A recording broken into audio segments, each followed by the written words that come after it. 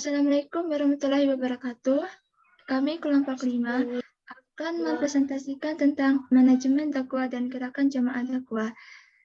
Dengan saya sendiri, Agus Korisa dengan NIM 1900006053 dan rekan saya Pradija Cornelia Nartaya dengan NIM 1900006054. Eni Wahyu Putri Siswanto dengan NIM 1900006055 dan Farida Nuraini dengan NIM 1900006061. Pada materi ini ada 6 pokok materi. Yang pertama yaitu pengertian manajemen dakwah, yang kedua mengimplementasikan 5 prinsip manajemen dalam dakwah, yang ketiga manajemen dakwah Muhammadiyah, yang keempat pengertian gerakan jamaah dan dakwah jamaah, yang kelima tujuan dan strategi gerakan jamaah dan dakwah jamaah, dan yang terakhir, usaha-usaha konkret dan hubungan keorganisasian jamaah. Yang pertama, pengertian manajemen dakwah. Kata manajemen secara etimologis berasal dari kata bahasa Inggris, yaitu manajemen yang berarti ketatalaksanaan, tata pimpinan, dan pengelolaan. Sedangkan secara terminologis, manajemen adalah perencanaan, pengorganisasian, pengaturan terhadap anggota organisasi, serta penggunaan seluruh sumber-sumber yang ada secara tepat untuk meraih tujuan organisasi yang telah ditetapkan. Secara bahasa Arab, manajemen biasa disebut at-tanzim dan at-taqdir, yang artinya yaitu proses yang diterapkan oleh individu atau kelompok dalam upaya-upaya organisasi untuk mencapai suatu tujuan. Selanjutnya, kata dakwah secara etimologis berasal dari bahasa Arab, yaitu da'a, uda, dakwan, doa yang artinya sebagai upaya mengajak, menyeru, memanggil, seruan, permohonan, dan permintaan. Dengan kata lain, dakwah adalah kegiatan mengajak, mendorong, dan memotivasi orang lain berdasarkan basirah untuk menuju jalan Allah dan istiqomah di jalannya, serta berjuang bersama meninggikan agama Allah. Dengan demikian, gabungan kata manajemen dan dakwah menjadi sebuah bentuk itlafiyah yang mempunyai maksud, yaitu proses perencanaan tugas, mengelompokkan tugas, menghimpun dan menempatkan tugas, dan kemudian menggerakkan ke arah pencapaian tujuan dakwah. Dengan adanya perencanaan dalam dakwah ini, maka dakwah tidak dipandang dalam objek ubudiyah semata, namun juga merupakan bentuk implementasi dari berbagai macam profesi. Yang kedua yaitu mengimplementasikan 5 prinsip manajemen dalam dakwah. Yang pertama, prinsip amal ma'ruf nahi munkar adalah bentuk mengajak masyarakat untuk memahami baitul mal wa tamwil atau BNT, serta mencegah mereka bergabung dalam maklar riba atau rentenir. Yang kedua, prinsip kewajiban menegakkan kebenaran dalam bentuk pengelolaan yang jujur dan terbuka. Yang ketiga, prinsip menegakkan keadilan dalam bentuk adil antar sesama pengurus maupun anggota. Yang keempat, prinsip kewajiban menyampaikan amanat bentuk kesepakatan sesuai dengan akad yang telah disepakati. Yang kelima, prinsip pendataan dan kaderisasi, yaitu mengingatkan setiap organisasi dakwah harus berusaha mendapatkan dukungan dana yang diusahakan secara mandiri dan secara halal. Selanjutnya akan dijelaskan oleh rekan saya, Mbak Pradija. Baik, selanjutnya ada manajemen dakwah Muhammadiyah. Untuk memperoleh tujuan dakwah, yakni kebahagiaan dan keadaan yang lebih baik serta keselamatan baik di dunia maupun di akhirat, maka diperlukan manajemen dan strategi dakwah yang baik dan terpadu. Manajemen dakwah dapat diartikan sebagai suatu proses memimpin, membimbing, dan memberikan fasilitas tertentu dari usaha dakwah orang yang terorganisir secara formal guna mencapai tujuan yang telah ditetapkan. Berikut hal-hal yang dapat dikaji untuk mengetahui manajemen dan strategi dakwah Muhammadiyah. Yang pertama ada visi misi Muhammadiyah, yang kedua ada tujuan Muhammadiyah, yang ketiga ada struktur organisasi Muhammadiyah, dan yang terakhir ada kondisi Muhammadiyah. Di sini ada kondisi Muhammadiyah. Yang pertama, kekuatan Muhammadiyah.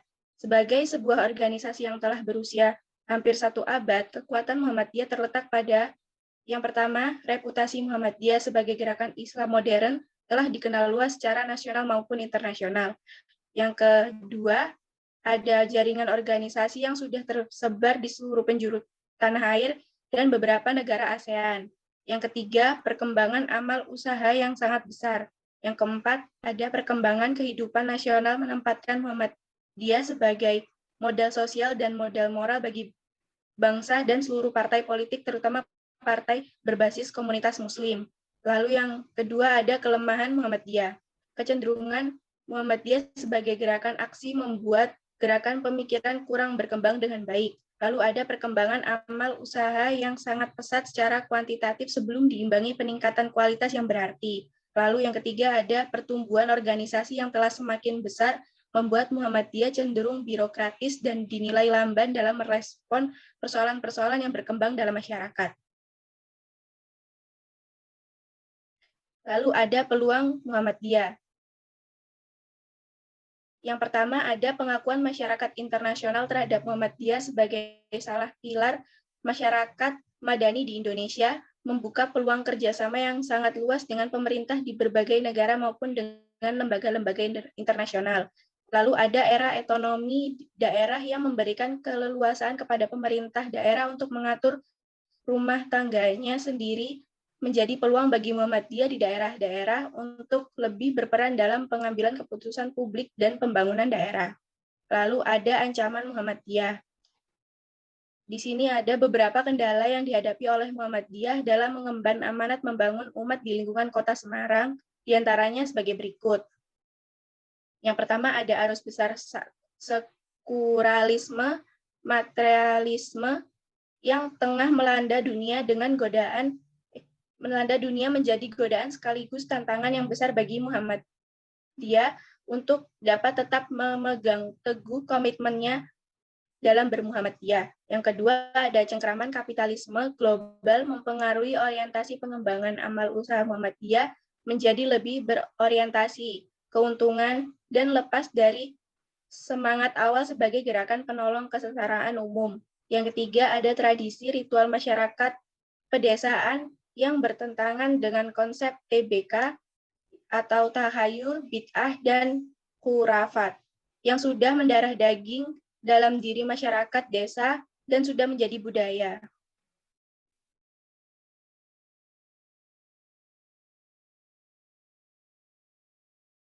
Kondisi Muhammad yang kedua, di sini ada lingkungan strategis Muhammadiyah dibagi menjadi dua, yaitu sikap masyarakat dan kebijakan pemerintah.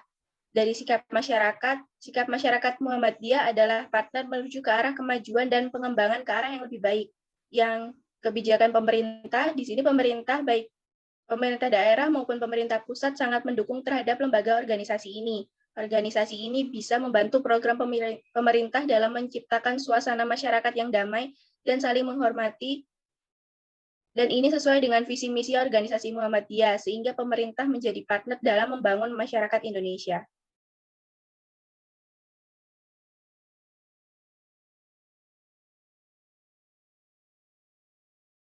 Selanjutnya akan disampaikan oleh rekan saya, yaitu Eni Siswanto. Baik, sebelumnya terima kasih. Di sini saya akan menjelaskan mengenai pengertian gerakan jamaah dan dakwah jamaah. Secara harfiah, kata gerak adalah perubahan suatu materi dari tempat yang satu ke tempat yang lainnya. Sedangkan gerakan adalah perbuatan atau keadaan bergerak. Secara etimologis, jamaah adalah bentuk mazhar dari kata jamaah. Jamaah artinya mengumpulkan, menghimpun, atau menyatukan. Dengan begitu, jamaah artinya kesatuan, kumpulan, atau sekelompok orang. Kemudian yang ketiga, gerakan jamaah adalah suatu usaha atau persyarikatan Muhammadiyah melalui anggotanya yang tersebar di Indonesia secara serempak untuk mengatur, merencanakan, dan meningkatkan keaktifannya dalam membina lingkungannya ke arah kehidupan yang sejahtera secara lahir dan batin.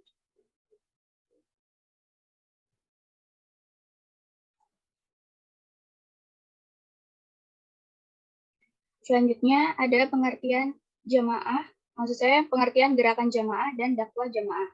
Secara umum, pengertian dakwah jamaah adalah kegiatan sekelompok orang yang mengajak sekelompok orang untuk memahami dan mengamalkan ajaran Islam. Secara khusus, pengertian dakwah jamaah adalah suatu gerakan dakwah yang dilakukan oleh inti jamaah terhadap masyarakat di sekitarnya untuk hidup berjamaah atau bermasyarakat. Selanjutnya ada tujuan dan strategi gerakan jamaah dan dakwah jamaah. Untuk tujuan umumnya sebagai meningkatkan mutu anggota Muhammadiyah sehingga memiliki kemampuan melakukan dakwah dengan sekelompok sosialnya. Untuk tujuan khusus terbentuknya suatu kelompok yang disebut jamaah yang anggotanya terdiri atas anggota Muhammadiyah dan umat Islam lainnya dalam suatu lingkungan tempat tinggal seperti RT atau RW, desa atau kerja termasuk lingkungan amal usaha Muhammadiyah. Tujuan dan strategi gerakan jamaah dan dakwah jamaah. Yang pertama, strategi tersebut adalah dengan menggerakkan, mengaktifkan, dan menghidupkan kembali ranting Muhammadiyah di seluruh cabang, daerah, dan wilayah seluruh Indonesia. Yang kedua, untuk mewujudkan jamaah sebagai objek dakwah, maka ada 4 bentuk atau tahapan yang harus dilakukan, yaitu yang pertama, merealisasi anggota Muhammadiyah dalam suatu lingkungan berjamaah yang sekelompok anggotanya merupakan suatu kesatuan sosial. Kemudian yang kedua, realisasi anggota atau karyawan suatu unit amal usaha Muhammadiyah seperti sekolah, rumah sakit, panti asuhan, masjid, dan lain-lain. Menjadi satu kesatuan dalam jamaah. Yang ketiga, merealisasi pemeluk Islam dalam suatu lingkungan tempat tinggal sebagai jamaah atau kesatuan sosial. Yang terakhir, mewujudkan lingkungan sosial tempat tinggal pemeluk Islam dan Muhammadiyah bersama anggota masyarakat lainnya, baik Muslim maupun non-Muslim sebagai kesatuan sosial. Yang selanjutnya ada usaha-usaha konkret dan hubungan keorganisasian jamaah. Usaha-usaha konkret yang pertama, ada setiap anggota jamaah harus berusaha bersama-sama sesuai dengan kemampuan masing-masing untuk meningkatkan penghasilan anggotanya, baik dalam mengurus dan menyelesaikan pendidikan anak-anak dari anggota kelompok, mulai dari pilihan sekolah, jenis sekolah, dan biaya sekolah. Demikian pula terhadap kesehatan anggota dan keluarganya, baik ketika sakit maupun dalam usaha menjaga kesehatan. Yang kedua, apabila salah satu anggota jamaah yang mempunyai anak dan sudah dewasa, yang sudah waktunya untuk berkeluarga, masing-masing anggota ikut memikirkan jalan keluar bersama-sama dan mencarikan jodohnya. Dan juga membantu untuk bisa mendapatkan pekerjaan dan dapat mandiri. Yang ketiga, di antara anggota Muhammadiyah yang memiliki ahli dalam pertanian, keterampilan mengelola hasil pertanian, perikanan, perdagangan, atau mungkin kesehatan dan pendidikan. Mereka diminta dengan sukarela untuk membimbing anggota lainnya sesuai dengan keahliannya. Selanjutnya akan dijelaskan oleh Mbak Agnes.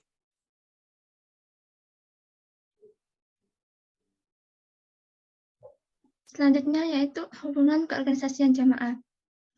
Dalam hubungan keorganisasian jamaah, dilakukan oleh pimpinan ranting Muhammadiyah dan pimpinan cabang Muhammadiyah untuk mengatur jalannya jamaah di ranting dan di cabang, sekaligus sebagai motivator.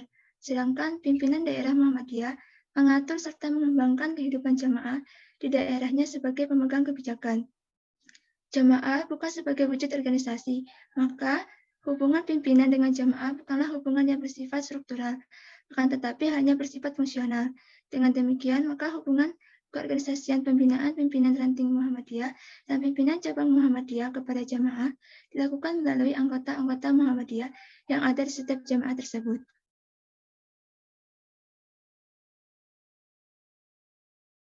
Demikian presentasi dari kelompok kami. Kurang lebihnya mohon maaf. Wassalamualaikum warahmatullahi wabarakatuh.